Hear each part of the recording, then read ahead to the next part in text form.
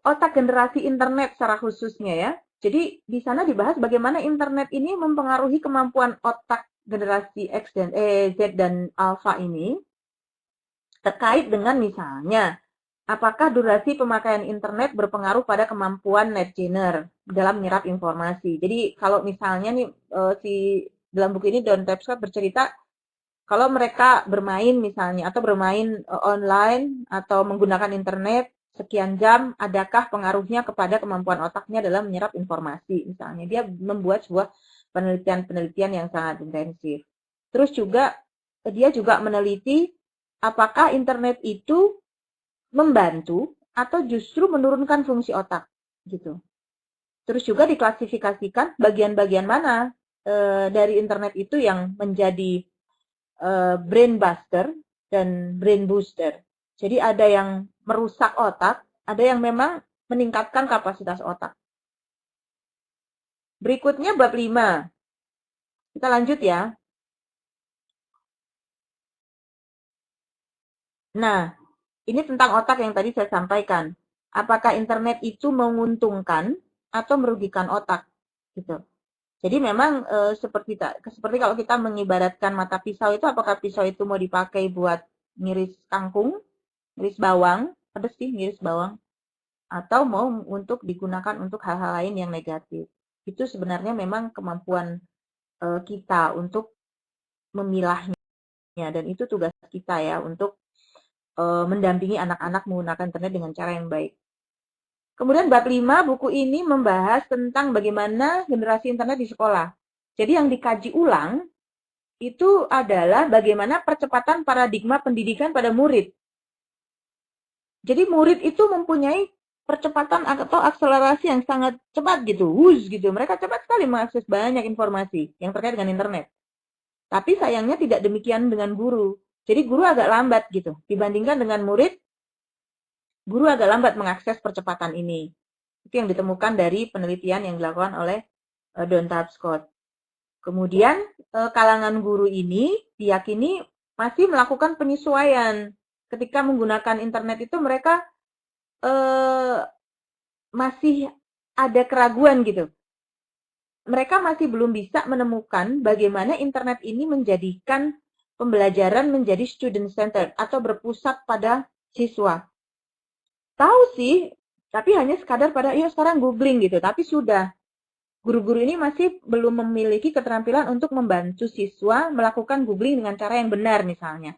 Memilah informasi mana yang sampah, mana yang betul. Kan kalau internet itu semua ada di situ.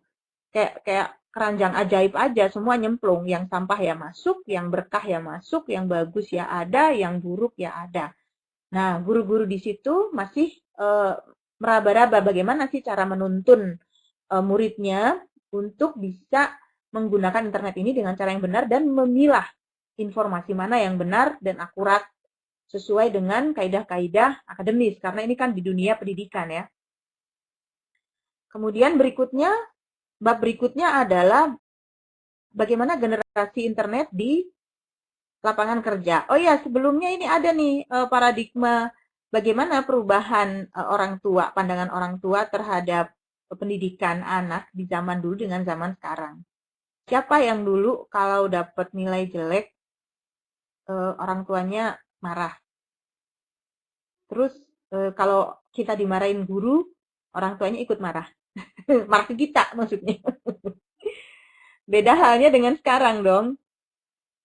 Kalau sekarang gurunya salah, orang tuanya datang lapor ke polisi ya, seperti yang kemarin terjadi kasus pelaporan-pelaporan itu. Kalau dulu nggak seperti itu. Dan itu memang namanya juga pergeseran paradigma pendidikan. Sekarang kan lebih student center. Jadi dan orang tua lebih terlibat. Jadi memang pasti ada perubahan di sana. Ya. Bab berikutnya adalah bab 6, yaitu generasi internet di lapangan kerja. Buku ini mengkaji ulang bakat, termasuk juga manajemen gitu. Dan memaparkan bahwa jenis lapangan kerja itu berkembang dengan sangat variatif. Kita sudah melihat mulai ada arus tenaga kerja asing yang masuk. Itu juga salah satunya adalah disebabkan oleh internet.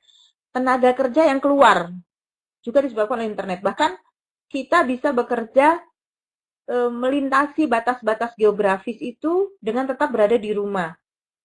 Kayak di sekolah perempuan itu kan ada Mbak Juli yang tinggal di Amerika, Mbak Ida yang dulu tinggal di Malaysia. Itu bisa tetap mengajar. Eni yang tinggal di Palembang, kemudian sekarang ke Ternate. Itu tetap bisa belajar bersama-sama dengan teman-teman di sekolah perempuan. Itu juga salah satu kelebihan dari teknologi informasi. Nah, terkait dengan pencarian kerja ini, generasi internet betul-betul memanfaatkan begitu kemudahan dan ya kesimpalan gitu, kesederhanaan untuk ganti tempat kerja. Jadi kalau misalnya, ya Nur Rohmah, apa kabar? Kalau dulu misalnya kita bekerja itu orang tua kita gitu ya, atau kita itu kalau bekerja bertahan relatif lama sampai pensiun tuh betul-betul di satu tempat aja. Lain halnya dengan generasi zaman sekarang. Karena batas-batas geografis juga, terus pekerjaan-pekerjaan online itu juga lebih banyak, itu pindah-pindah kerjaan itu sudah bukan hal aneh dan bukan hal yang susah gitu. Itu terlepas dari misalnya penilaian kerja ya, karakter, penilaian kerja, etos kerja begitu. Tapi prinsipnya pindah kerja sudah bukan hal aneh. Apalagi ketika kita bisa kerja dengan cara remote gitu. Itu kemudahan yang ditawarkan oleh generasi internet. Begitupun dengan generasi internet sebagai konsumen dan revolusi prosumer. Jadi buku ini menggambarkan bagaimana perilaku konsumen itu bergeser gitu. Jadi kalau dulu nih, kabarnya nanti pebisnis online yang ada di kelas ini bisa saling berbagi. Kalau dulu kita itu meyakini sesuatu bagus itu dari iklan. Iklan di TV, iklan di koran, di majalah gitu. Kalau sekarang enggak. Generasi internet sekarang lebih percaya pada cerita teman. Artinya review-review teman yang ada di media sosial. Misalnya, saya beli ini bagus loh, saya beli ini murah ternyata. Iya, jangan beli, jangan pakai itulah, ininya nggak bagus gitu. Jadi saran teman, masukan teman gitu dari jejaring-jejaring media sosial itu jauh lebih didengar daripada iklan-iklan yang ada di media-media cetak atau elektronik. Itu ada pergeseran di sana. Kemudian juga antusiasme untuk pergi ke toko, kayak saya nih sebenarnya cocok gitu ya. Saya memang pada dasarnya males gitu belanja ke toko, kemudian harus pindah-pindah gitu, nawar-nawar gitu. Itu aduh, menghabiskan waktu banget. Dengan adanya toko-toko online yang tersebar dengan berbagai macam kemudahan dan tawaran-tawarannya itu memudahkan para generasi internet untuk bisa melakukan pembelanjaan online secara praktis. Jadi hubungan antara penjual dan pembeli juga sudah teman, gitu kayak teman aja. Terus juga konsumen dan produsen sudah membaur, sudah nggak ada sekat lah antara siapa pembeli, siapa penjualnya, gitu. Ya, berikutnya, slide berikutnya. Saya nggak cepet, nggak apa-apa ya, waktunya mepet soalnya nih.